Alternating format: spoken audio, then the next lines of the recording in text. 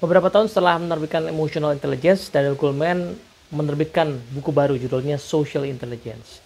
Sebagai penggemar buku, saya langsung beli bukunya. Saya pikir, wah, ada kecerdasan baru lagi nih ya.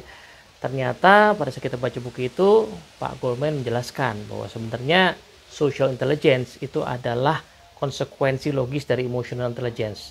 Dengan kata lain, kecerdasan sosial itu seperti sisi lain ya dari mata uang yang sama dengan emotional intelligence. Seperti apa itu? Kita bahas di video kali ini.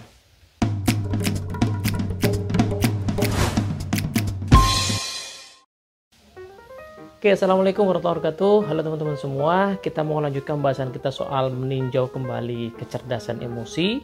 Di dua video sebelumnya kita udah bahas tentang bagaimana kita bisa memanfaatkan kecerdasan emosi untuk bisa memimpin diri kita, mengelola diri kita, meregulasi diri kita. Jadi kalau ada konsep-konsep tentang regulasi diri di psikologi itu sangat terkait erat ya, mungkin dengan berbagai istilah yang berbeda, tapi sebenarnya esensinya sama, yaitu bagaimana kemampuan kita bisa mengendalikan, mengelola diri kita, mengarahkan ke tujuan tertentu sesuai dengan hal yang kita harapkan, kita inginkan, sebelumnya didahului dengan tentunya adalah kesadaran diri gitu ya. Jadi dari self awareness menjadi self motivation and management.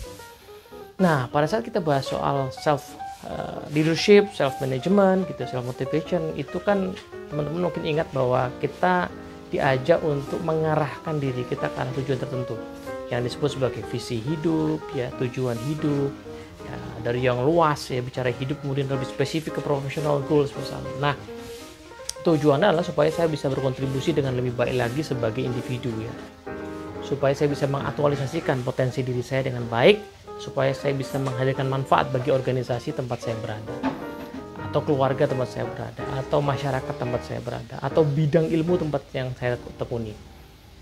Nah, pada saat kita buat visi yang besar, biasanya dia sesuatu yang tidak mungkin dicapai sendirian. Kita pasti memerlukan orang-orang lain untuk diajak bekerja sama, sehingga kita pasti perlu membangun relasi. Atau kemungkinan yang kedua ya, kesadaran saya mengatakan bahwa saya itu bisa berkontribusi di satu bidang tertentu di organisasi. Kesadaran saya mengatakan bahwa saya itu bisa berkontribusi untuk masa depan organisasi di area tertentu, di tujuan tertentu.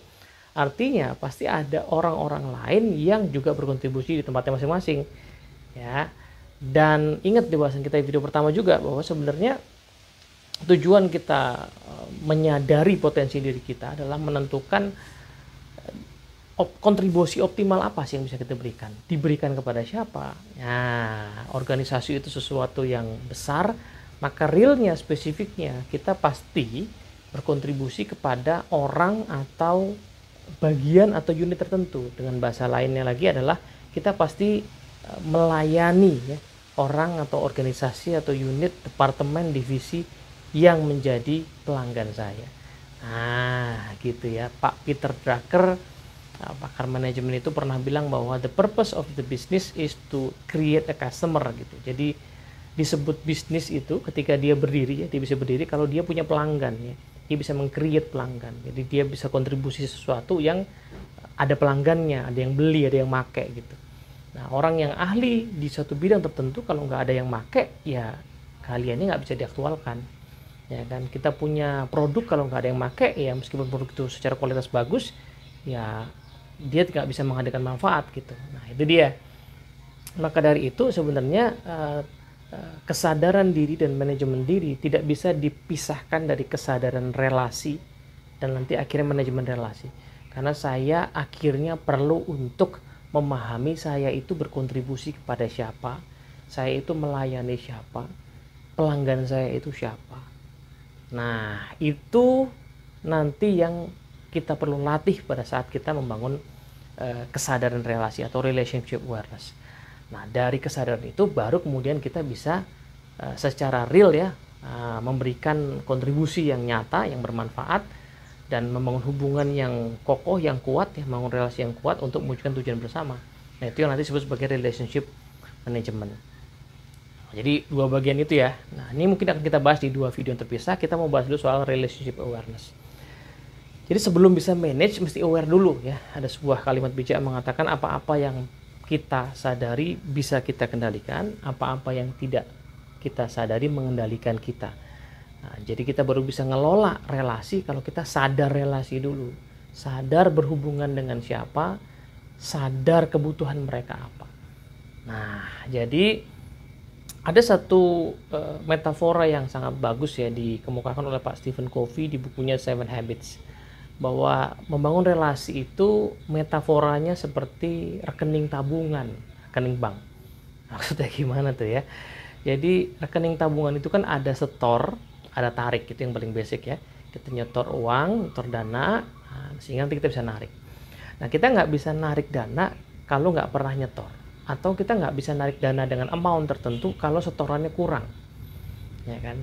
Nah, jadi kalau kita mau narik dana, pastikan dananya ada dan cukup untuk diambil sesuai dengan jumlah yang kita mau ambil itu. Nah, hubungan antar manusia itu metaforanya seperti ini ya. Ada tindakan-tindakan yang kita, kalau kita lakukan pada seseorang, maka seperti kita menyetor ke rekening bank emosinya dia. Sebaliknya, ada tindakan-tindakan yang kalau kita lakukan kepada seseorang, maka kita seperti narik dari rekening bank emosinya dia. Contoh sederhana adalah kalau kita bantu orang, maka kita seperti nyetor kepada rekening bank emosinya. Sebaliknya, kalau kita minta bantuan orang, kita seperti narik dari rekening bank emosinya dia. Nah, pernah nggak teman-teman ngalamin suatu ketika kita pengen narik, kita butuh bantuan orang, ternyata orang yang kita mintain tolong itu kayak kurang bersedia gitu. Pernah ya? Nah, kondisi seperti itu berarti ibarat kita tuh mau narik dari rekening bank emosi, cuman saldonya kurang ya, atau saldonya bahkan nggak ada sama sekali karena hubungannya masih baru kenal misalnya, atau sifatnya formal banget, transaksional gitu. Sebaliknya, ada orang tertentu yang kalau kita minta tolong kok gampang banget dia nolong. Nah, mungkin karena kita sudah punya cukup tabungan rekening bank emosi. Nah, jadi mudahnya adalah kita nanti bisa manage relasi, bisa berhubungan, bersinergi dengan orang lain dengan mudah kalau rekening bank emosi kita itu jumlahnya cukup banyak. Gitu.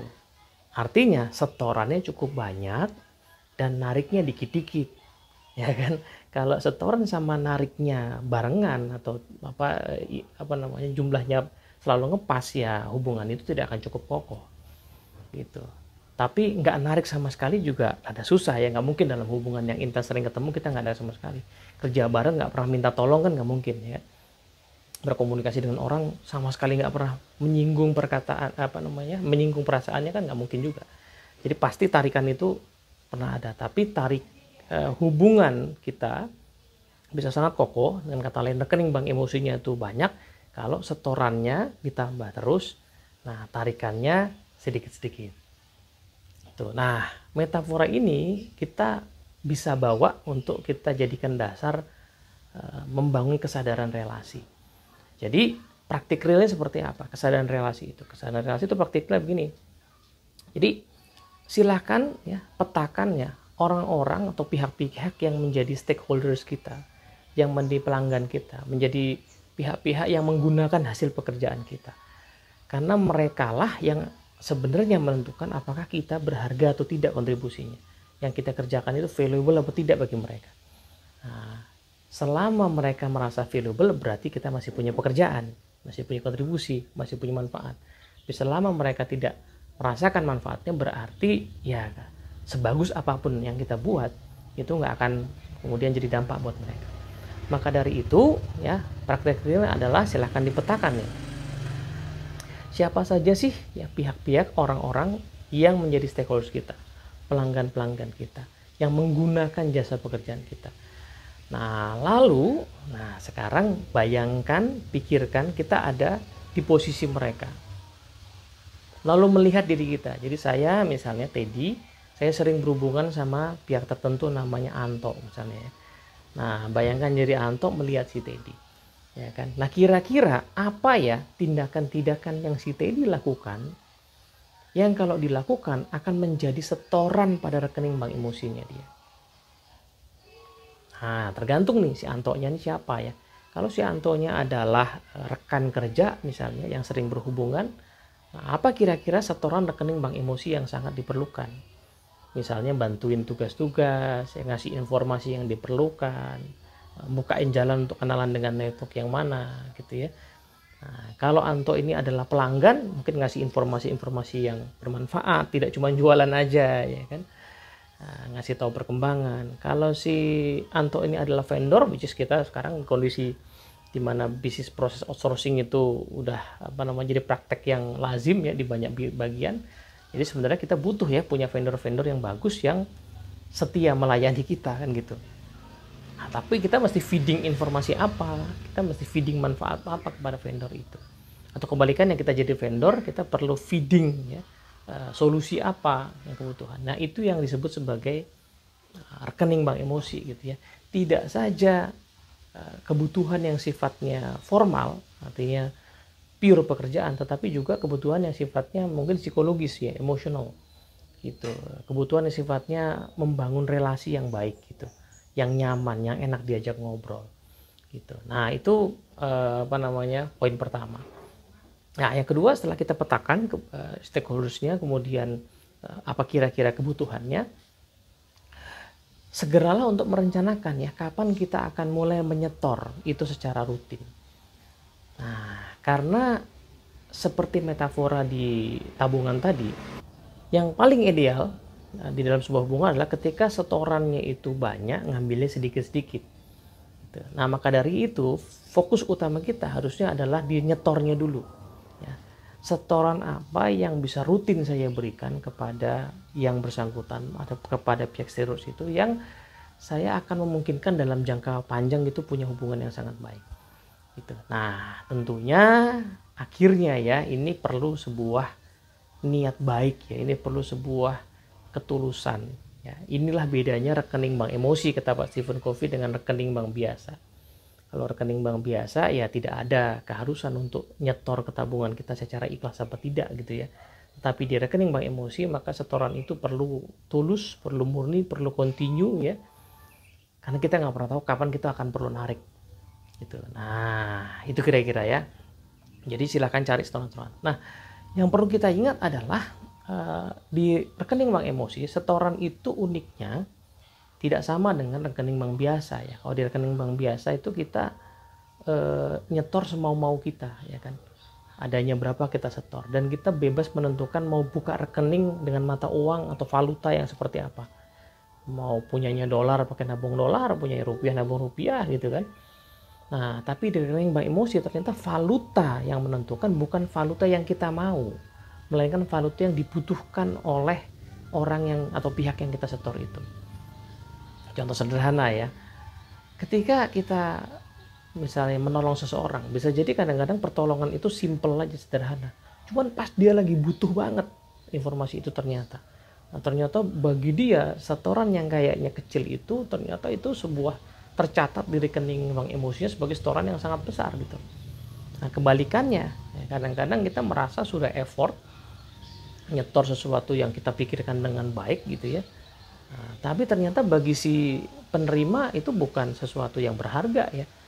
Saya mau kasih hadiah ya kepada seseorang gitu ya, sesuatu yang saya suka gitu. Ternyata orangnya nggak suka, ya bagi dia itu bukan setoran gitu. Jadi valutanya atau mata uangnya harus merupakan mata uang yang kira-kira bisa menjadi setoran bagi yang bersangkutan. Ini bedanya dengan rekening bank pada umumnya ya, rekening bank emosi seperti itu. Jadi inilah esensi yang namanya relationship awareness, kesadaran kita untuk mengenali apa sih minat orang, apa sih kebutuhan orang, apa sih pola pikir orang ya. Seperti apa sih kebiasaannya, seperti apa aja sih kesukaannya. Nah, kesadaran ya kita akan apa yang terjadi pada orang lain itulah yang menentukan nanti kita bisa menentukan dengan pas ya, setoran apa yang cocok. Apa hobinya, apa kesukaannya, apa kecenderungan pola pikirnya gitu kan. Kadang-kadang setoran itu hal-hal yang kelihatannya simple ya. Kita punya pimpinan misalnya yang cara berpikirnya itu senangnya global dulu ya.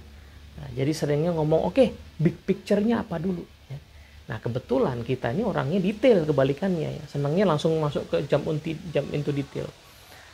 Nah, kalau saya pengen nyetor ke rekening bank emosi pimpinan saya, tentunya harus memenuhi kebutuhan itu kan. Oh iya, saya memang orangnya detail, tapi saya paham, saya sadar ya, saya sadar akan relasi saya dengan bos saya, bahwa beliau itu senang mikirnya gedean dulu, globalnya dulu. Ya udah, kalau gitu saya siapin detailnya, tetapi untuk keperluan presentasi ke beliau, saya siapin big picture-nya, saya siapin flow prosesnya, saya siapin gedeannya dulu. Nanti kalau dia buy-in, baru saya akan masuk ke bagian yang detail yang sudah saya siapkan. Kebalikannya juga begitu, bosnya detail banget sementara saya maunya adalah kita bahas big picture-nya dulu. Ya kalau saya mau nyetor ke rekening bank emosi, otomatis ya, saya perhatikan kan, nah saya entertain dulu nih kebutuhan dia akan hal-hal mendetail, lalu saya ajak beliau untuk masuk ke sesuatu yang lebih besar, misalnya seperti itu. Jadi itu yang disebut sebagai kesadaran relasi ya, memahami dengan siapa kita berinteraksi, memahami bagaimana modelnya, memahami bagaimana polanya, kebiasaannya, kesukaannya, minatnya, ketidaksukaannya, dan kemudian melakukan sesuatu yang bisa kita lakukan untuk menjadi sebuah setoran. Nah, bagaimana dengan tarikan? Nah, tarikannya ada dua macam nih tarikannya. Ada tarikan yang memang sifatnya sesuatu yang tidak menyenangkan dan bagusnya kita hindari ya. Dia nggak suka dengan cara kita tertentu yang kita hindari. Tapi ada tarikan yang sifatnya memang kita perlukan. Tadi itu kita minta tolong, kita minta orang melakukan sesuatu, kita minta orang menyetujui. Itu kan tarikan juga ya. Nah, itulah tarikan yang nanti kita perlu pelajari caranya ya. Pada saat saya justru yang pengen mengemukakan maunya saya, harapan saya, ide saya, itu caranya gimana. Tapi sebelum sampai ke sana, sadari dulu orangnya ini modelnya seperti apa. Sadari dulu kita berurusan dengan siapa, lalu lakukan sesuatu untuk menambah rekening bank emosi kita kepada dia. Nah, ada satu buku bagus judulnya The Speed of Trust, yang nulis adalah Stephen M.R. Covey. Ini anaknya Pak Stephen Covey. Nah, di buku itu ada satu bahasan menarik di bagian depan ya, bahwa beliau katakan rumusnya seperti ini ya, soal trust ini atau kepercayaan. Di organisasi yang tingkat kepercayaannya tinggi, atau di relasi lah ya, kita masukkan ke relasi, di relasi yang tingkat kepercayaannya tinggi, maka segala urusan pekerjaan itu tuh speednya naik, jadi lebih cepat. Dan pada saat yang sama, cost itu turun. Sebaliknya, di relasi yang kepercayaannya rendah, maka speednya itu turun ya, urusan-urusan jadi lama, jadi lambat, dan otomatis biaya naik. Jadi dari mana kita tahu bahwa trust kita, ya, rekening bank emosi kita dengan orang itu sudah tinggi apa rendah? Dari mana kita taunya? Dicek aja, apakah urusan kita sama dia itu lancar, cepat, atau lambat dan repot. Kalau masih lambat repot, berarti rekening bank emosi masih rendah. Nah, kita perlu sadari lagi ya, kita perlu nyetor lagi. Tapi kalau sudah cepat, berarti rekening bank emosi kita cukup baik. Nah, otomatis cost juga berpengaruh ya. Kalau urusan cepat kan cost itu sebenarnya pasti turun ya. Nah, kalau urusan lambat pasti ada banyak hal, ada banyak waktu yang mesti di-spend untuk menyelesaikan sebuah pekerjaan tertentu. Nah, jadi tes aja dengan siapa kita berhubungan dan seberapa cepat kita berhubungan, itu mungkin menjadi indikator siapa yang bisa jadi prioritas lebih dulu untuk kita tingkatkan rekening bank emosi. Moga-moga manfaat. Assalamualaikum warahmatullahi wabarakatuh.